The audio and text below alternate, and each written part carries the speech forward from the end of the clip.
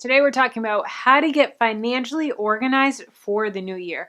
We want this year to be the best year yet financially and to hit really big money goals, way bigger than we could have dreamed of. And guys, this is going to be an awesome year. I am so excited for 2022 and I just know it's going to be an awesome year.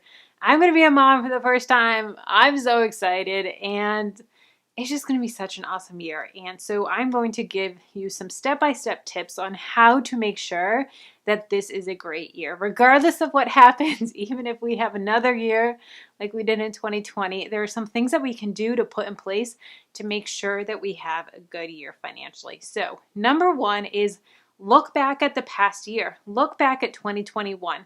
Did you hit your goals? Did you not hit your goals? What were things that you did really well financially in 2021 that you want to bring over and continue doing in 2022?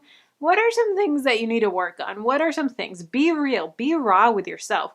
This is not something that you have to share with anyone, maybe your spouse, or maybe you want to share it with an accountability partner, but really dig in and be like, all right, let's get raw. Let's get real. What could I improve on this coming year?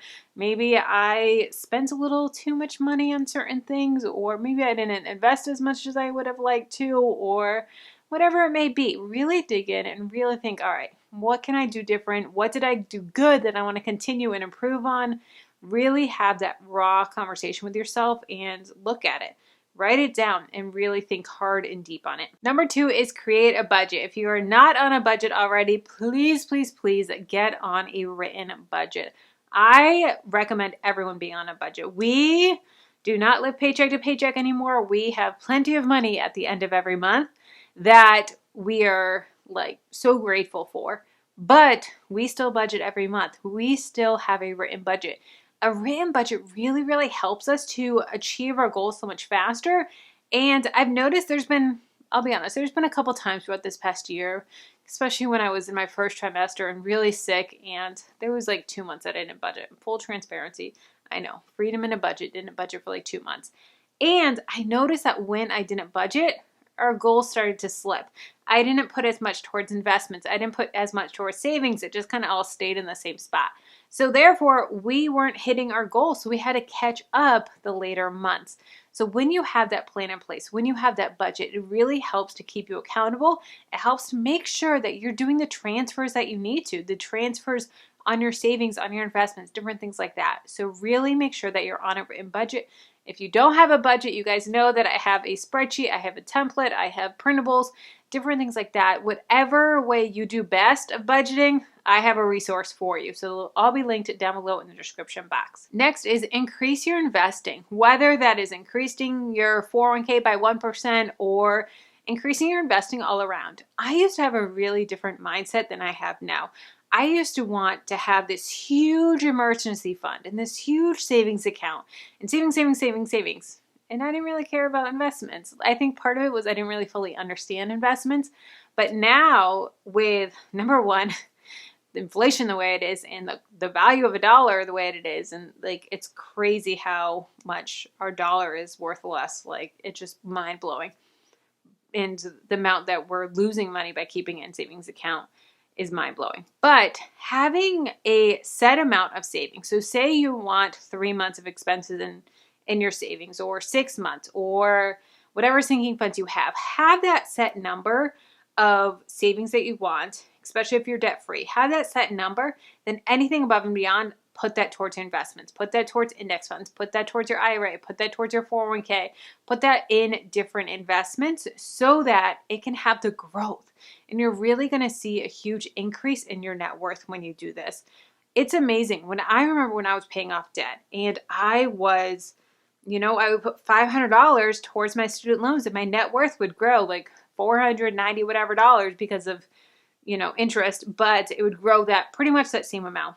I put that $500 towards my investments now, and it's crazy how much it grows over time. There are so many times where I do my net worth update and I will look every single month, and there's times where our net worth grew more than we actually made that month of income, minus our expenses, minus our mortgage, minus all of our bills.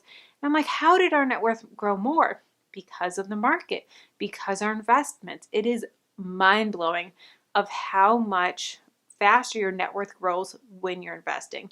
So if you're still in debt, come up with an action plan. I personally recommend still investing while you're in debt.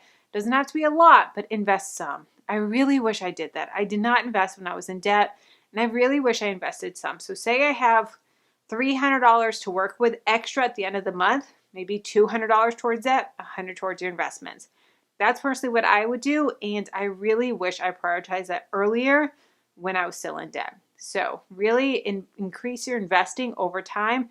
It's really going to make a huge difference in growing your wealth. Next, the money that you do have in savings account, like your sinking funds, your emergency fund, I still have those. I don't have all of our cash in our investments.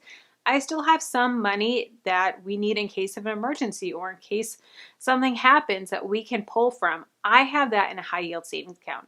Don't have it in places like Bank of America, Wells Fargo. Guys, you're getting like a penny on your $1,000. Like, it is crazy how low the interest rate is on that. Go into a high yield savings account like CIT Bank. I personally love CIT Bank. They're great online based high interest savings accounts. You can earn a little money. Now, it's not money like you're getting in the stock market, but it's not like you would be getting it like Wells Fargo, Bank of America. So have it in a high yield savings account. Typically an online based savings account is going to give you more interest for your dollar, which is awesome. So I have a link to CIT Bank there, who I use and recommend, and they're an awesome company, amazing customer service. They're great. So I have a link down below for you guys. Next is try a savings challenge. I used to be really big on spending freezes. I've gotten away from spending freezes because I found that if I did a month-long spending freeze, I would spend more preparing for it the month before, and I would spend more afterwards to make up for it. And I wasn't really saving that much money. But with savings challenges, you can save so much money, and it really helps to motivate you. And a savings challenge can be any length of time. I have a 52-week savings challenge. I have a 1-month savings challenge. I have one that's whatever time you want to take to do it. There's so many different savings challenges. I have a full blog post down below with all of my different savings challenges. As I come up with a new savings challenge, I add it to the blog. So it's always updating, always changing. And so it is a great way to keep yourself motivated. Savings challenges are just a great visual way, and also a little competitive, and a great way to be like, all right, you know what? I want to get to this next level. I want to color in this next one. So I'm going to skip eating out this week so that I can get there. And it really helps to motivate you. And with a savings challenge, it doesn't have to be saving money. You can put that money that you set, say you're doing the $1,000 in 30 days. You can take that $1,000, put it towards savings, put it towards debt, put it towards investment, or a new car, or whatever you're trying to do. You can put it towards whatever category you want. It doesn't have to be just saving money. So you can apply it to any financial goal that you're working on. So saving challenges are amazing. Definitely check out the link below, the full resources with all the different challenges. Next is automate your finances. Automate as much as your money as you can. Automate your bills, automate your investments, automate your debt payments, automate your savings, automate as much as you can. I really recommend this. It really helps to take the excuse out of it, or the, oh yeah, we'll get to it. Oh yeah, okay, yeah, yep, okay. We personally have money going out of our account every single week to go towards our index funds. We're dollar cost averaging. We're making sure that we are getting the best rate in the market because we're dollar cost averaging. And it's something that I don't have to think about. It's not something like, oh crap, I forgot to do this and now the market's way up and I don't want to make this big lump payment to our index fund because the market's way up. No, we have it every week throughout the month. And it's something that we're able to just let go. I get the email notification that it was processed. Okay, that's awesome. And it's just something that we love seeing every single week. It makes it so easy. You don't have to forget it. And also, like, what happens if you're in the hospital? What happens if something happens to you? Then you've got, oh gosh, I got to pay this bill and this bill. I can't forget this. I don't want any fees. I don't want an overdraft or anything like that. It's all taken care of. So automate as much as you can, and also work towards getting 1 month ahead of your bills. Having 1 month ahead is a really great way to take that anxiety out of it. And so you're paying January's bills with December's money, and you're paying February's bills with January's money, the money that you make in January. So it's a great way to stop living paycheck to paycheck. I personally recommend everyone getting 1 month ahead and having your emergency fund be at least 1 month's worth of expenses. Not $1,000, 1 month's worth of expenses. I do have a printable to motivate you and keep you accountable and help you to get 1 month ahead on your bills.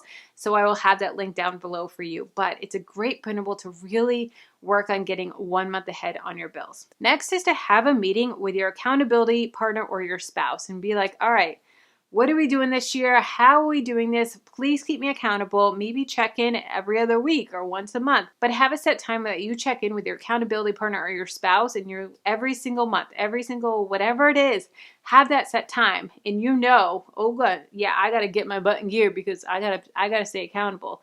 You had a budget coaching meeting with me and you're like, all right, Kelly's going to call me. I got a meeting with Kelly. Yeah, I got to make sure that all of my purchases are tracked. My budget is up to date, that we're hitting my goals, that we're not overspending, that we are on track. Have that accountability. Yeah, it sucks. Yeah, it can be awkward. Yeah, you may not want to do it, but in the long run, you're going to be so happy that you did it because it's really going to keep you accountable. Accountability partner, it's in the name.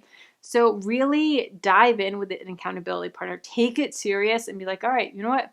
We're doing this. This is happening. And I'm so grateful in the long run that I have one. Next is don't take on new debt. Please, please, please don't take on new debt this year. Really work on paying off your debt, growing your wealth, and really learn on being able to cash flow things. So no new debt, work on cash flowing those purchases, cash flowing a car, cash flowing new computer, a new phone, whatever you need to do, work on cash flowing versus new debt. That's really going to help to set you up and not go backwards. You don't want to go backwards in your net worth. That's really not a place that you want to be. Let's keep the conversation going. If you want to know 5 savings challenges to keep you motivated, check out this video here. And if you want to know the importance of multiple streams of income, how you can increase your streams of income so you're not, all your eggs aren't in one basket. If you lose your job or get a pay cut, you're not screwed. Check out that video here.